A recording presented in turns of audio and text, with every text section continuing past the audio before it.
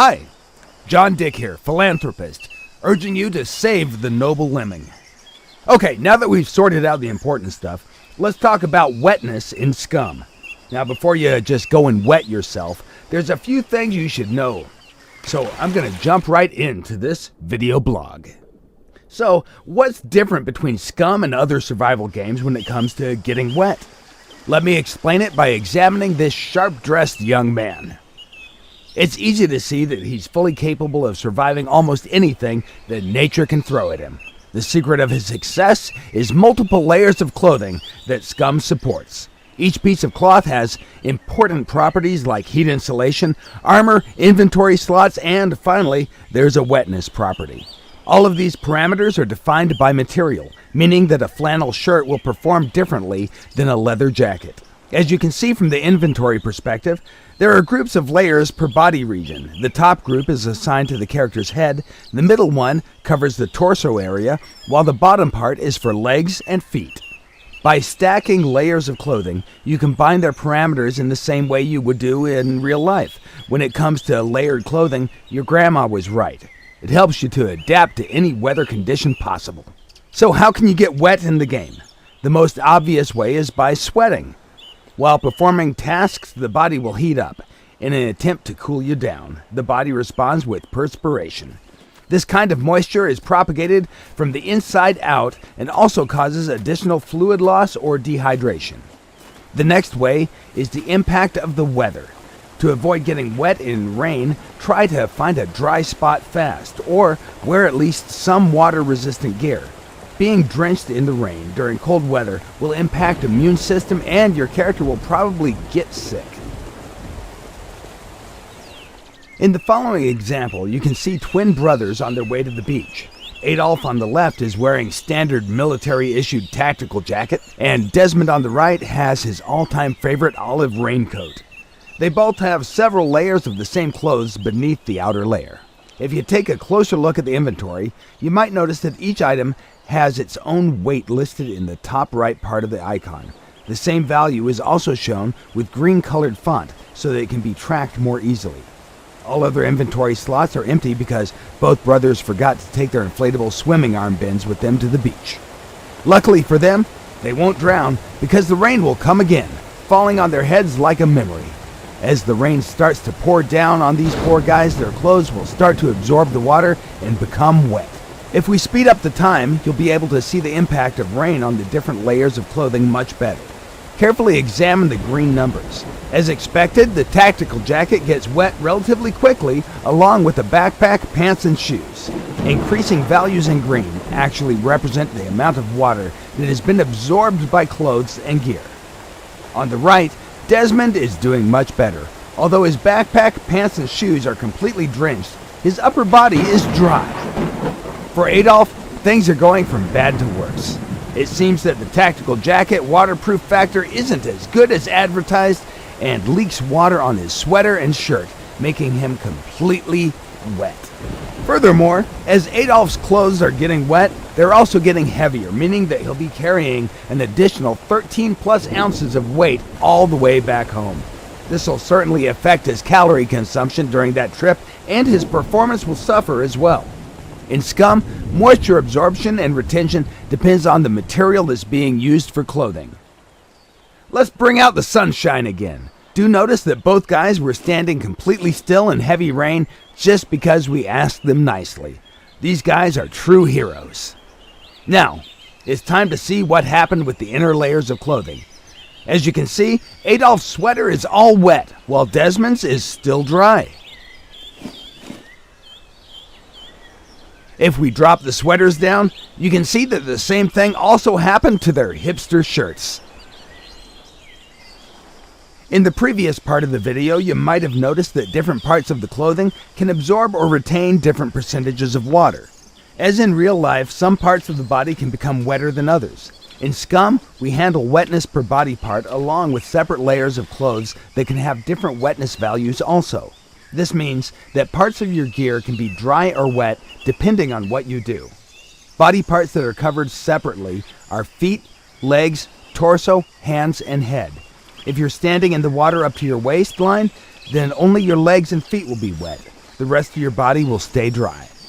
Also, if you jump into the water, your gear will almost instantly become fully wet, even if you have a raincoat or some other water-resistant clothing that isn't fully sealed. It will not help you to stay dry.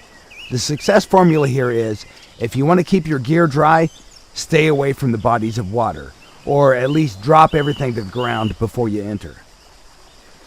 In this section of the video, our guy has just practiced some swimming in the shallow waters, keeping his gear with him to protect it from thieves and bears. He did leave an old orange shirt on the beach in case he's gonna need some dry clothes later. Or at least, that's what we were thinking he was up to. However, his plan was much more sinister.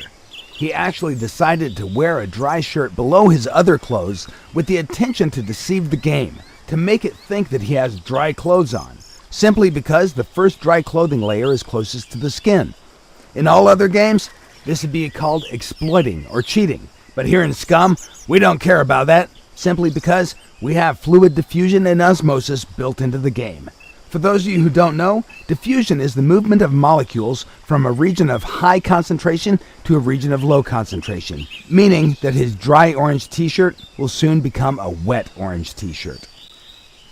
After everything you've seen so far, if you still think that it's okay to jump into deep water with all your gear on, take a moment to see what happened to our dear Adolf last year. That particular summer day, he was showing off at the pier. He accidentally fell into the water along with his traveling backpack on his back. To make things even worse, the backpack was full of his mother's lingerie. The next thing you know, all that stuff simply pulled him directly to the bottom.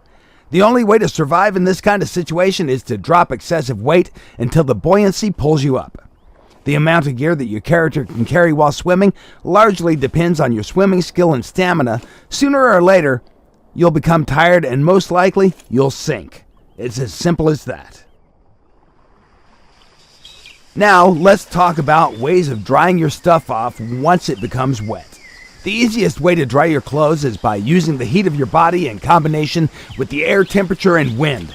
This is particularly useful during the summer when wet clothes keep you cool and safe from the excessive sweating and dehydration. Also, it's good to know that if you keep moving, your body will get warmer and you'll dry your clothes faster.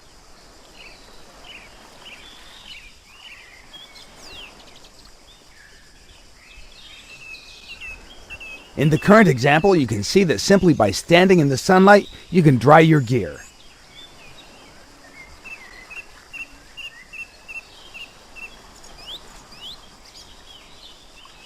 Also, you can see that the helmet has dried much faster than the backpack because they're different materials.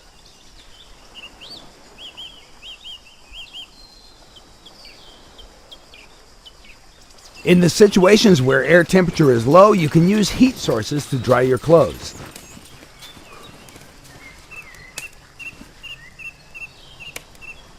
How fast something will dry depends on many factors, such as the material type.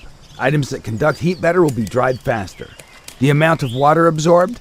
If more water is absorbed, it takes more time for clothes to dry. Relative humidity. If humidity in the air is high, drying gets slower and dry clothes can even get wet. Wind helps a lot in drying by carrying the water vapor away, preventing any concentration of moisture on the clothes. Air temperature. Higher temperatures will help to dry clothes faster. Then the number of wet layers stacked. Keeping wet clothing stacked on you is bad, and it slows down the drying time significantly. In the current example, the player is using fire as a heat source to dry his clothes. Notice how the distance from the fire source influences the speed of his drying clothes.